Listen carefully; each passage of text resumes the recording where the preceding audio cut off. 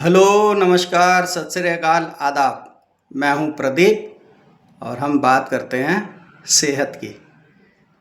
देखते ही देखते 2026 में हम प्रवेश कर गए। बहुत बड़ी बहस का विषय बना रहता है कि ये हमारा भारतीयों का नववर्ष नहीं है। देखिए, मेरा कहना ये है कि हमारी संस्कृति में, जैसे आपने कभी देखा हो, हमारे परिवारों में कोई मृत्यु हो जाती है और कोई त्यौहार आने वाला होता है, तो हम ये चाहते हैं कि वो त्यौहार उस परिवार का छूट ना जाए।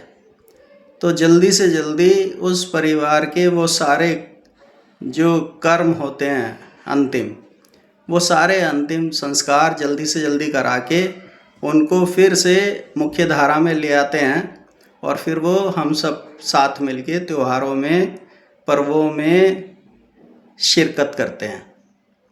अब ऐसे ही हमारी जो संस्कृति है, अब हम वसुधैव कुटुंबकम कहने वाले लोग और इतने सारे हमारे बीच में, हमारे साथ में धर्म और संप्रदाय जुड़ गए। दूसरी बात यह है कि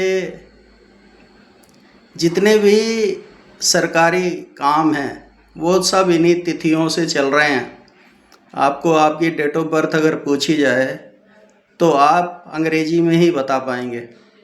मतलब जैसे अगर मेरी है हिंदी में मार्गशीर्ष की षष्ठी, तो ऐसे याद रखना बहुतों को याद होगा, लेकिन आसान ये है कि हमें, जैसे मुझे याद है मेरी डेट ऑफ बर्थ 8 नवंबर, और उसको भी यादगार बना दिया नोटबंदी ने।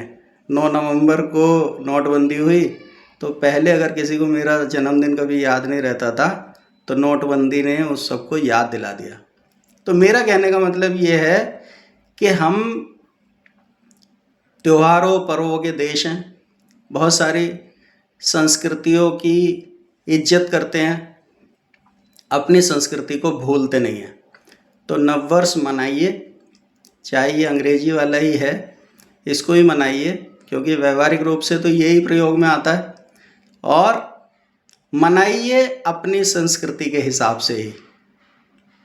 तो हम हर चीज़ में अपने साथ साथ दूसरों के भी भले की बात सोचते हैं, कल्याण की कामना करते हैं। तो जब हम ऐसा नववर्ष मनाएं तो भी हम ऐसा ही करें, सबके कल्याण के बारे में सोचें, सबके अच्छे के बारे में सोचें। उसी कड़ी में मैं आप सबकी सदिच्छाएं सारी की सारी इस वर्ष में पूरी होने की शुभकामनाएं आप सबको देता हूं। आप सबके लिए ये जो वर्ष आया है 2026 बहुत शुभ हो। धन्यवाद।